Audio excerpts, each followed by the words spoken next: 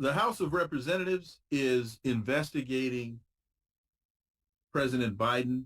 They're having an impeachment inquiry, which is different than an impeachment trial. They are looking into the actions of the president when he was vice president, and especially in relationship to the actions of his son, Hunter Biden. Yeah. Your thoughts on, is there now the Democrats are saying, oh, there's nothing there, but Chuck Grassley, Senator Chuck Grassley, released a copy of the FBI form, was it 2207 or something like that?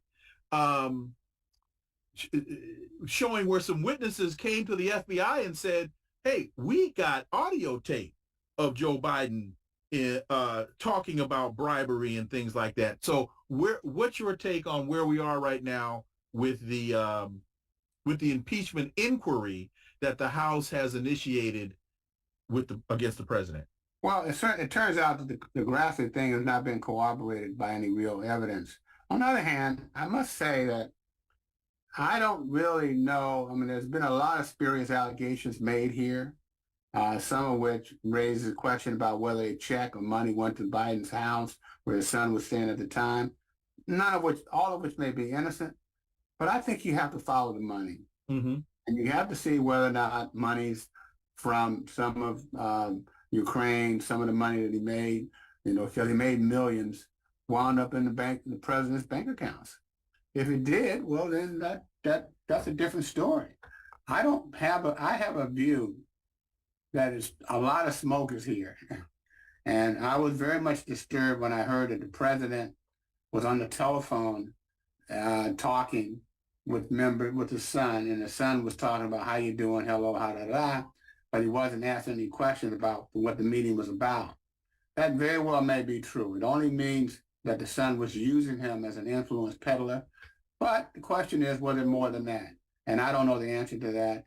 But I do think I'm a little more worried, concerned that an inquiry may be more justified than not. It's the form I was thinking of was the FD 1023 form that the FBI wrote up as it relates to people coming forward and telling the FBI that they had information. Now, to your point, that there hasn't been any follow-up, but isn't that the point? That people came to the FBI and said, we have audio tape, and right. The FBI never said, well, give us the tapes and let us hear it. So what may have happened, and I underscore may because we don't know, is a similar thing as with Hunter Biden's laptop, is they've had the thing in their possession for an inordinate amount of time, and there hasn't seemed to have been any real interest by the Justice Department to go into the laptop or to follow up on this claims in the FD 1023 to see if, in fact, behind a lot of this smoke, there is fire. Well, I tell you, I'm more willing to look to see what the evidence looks like than not. Mm-hmm.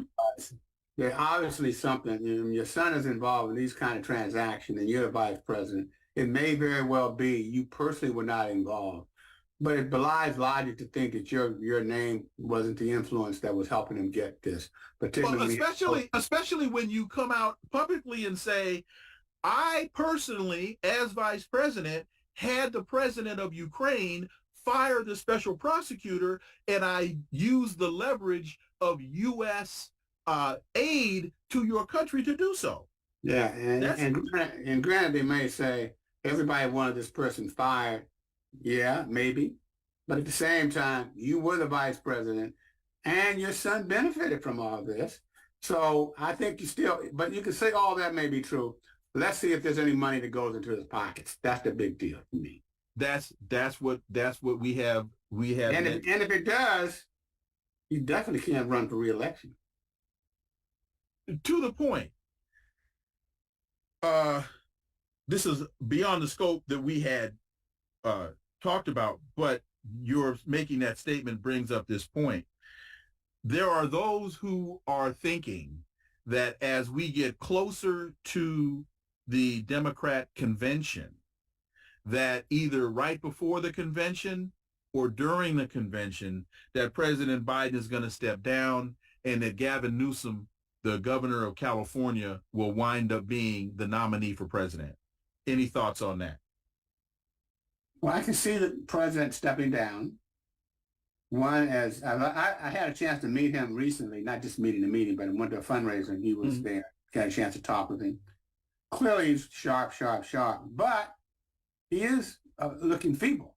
And I just can't imagine people will overlook that over the next, in their voting. I just don't see how they can possibly overlook the feebleness that he's involved in, even though he's experienced and you need all of his brain power. But it's hard for me to see that. Now, I don't see Newsom. Really? I don't see Newsom because Newsom would have to jump over Kamala. And he has often said he would not run if Kamala ran. I can't imagine Kamala not running. So I would have some concern about that. Now the question, who? Then who? That's the problem. See, I see the elite in the party tapping Kamala and convincing her that her better interests lie elsewhere, and that she would step down. Her numbers are worse than Biden's numbers, and people do not like her. That's true.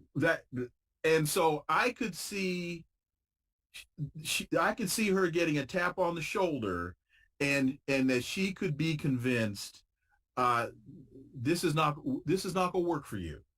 And I think that's only if Biden doesn't run. Oh, I agree with that. Oh no, I agree with that. I agree with that. Yeah. But yeah, I see the dynamic. They make the decision that he can't do it. They make the decision they don't want her to do it. And again, and a real problem that I see with the Democrats is they don't really have any strong arms in the bullpen. They don't have any. And the only strong arm they got in the bullpen that anybody would like is this woman from Michigan. Okay. Oh, well, now see, now just because you said her name, I've been saying her name all day. But see, I see that Gretchen Whitmer. Yeah. I see a Whitmer Newsom ticket, and because Newsom, governor of California, large state. Whitmer, governor of Michigan, large state, Midwest. And to placate the angry women who would be angry by them overstepping Kamala, you put Gretchen Whitmer at the top of the ticket. And the optics, Newsom looks good in the suit. 56 years old? He's young. He's a very young, handsome guy. Nice looking guy. Gretchen Whitmer, nice looking woman, smart woman. Yeah. The optics of all of that makes sense to me. That's how I see them going. It's just a question of how they're going to get there. I like that too. I like that. So I saw the president the other day. Didn't look good. He's shuffling. He talks. He can talk. But when you think about having somebody next 4 years, it'll be mid-80s. That's a hard one to imagine. And that's not to put old people down, because I'm going to be one of them. But the reality is, I can't imagine anybody trying to be president in mid-80s. Well, in fact, to that point, someone said to me, well, Wilmer, we can only hope that we are as sharp as Joe Biden when we get to be his age. And I said, you are absolutely right. But with that being said, I would have retired from trying to run the country by then. Absolutely. You'll be trying to be president. John Burris, my brother, as always, thank you so much for your time. Greatly, greatly appreciate that analysis. Look forward to having you.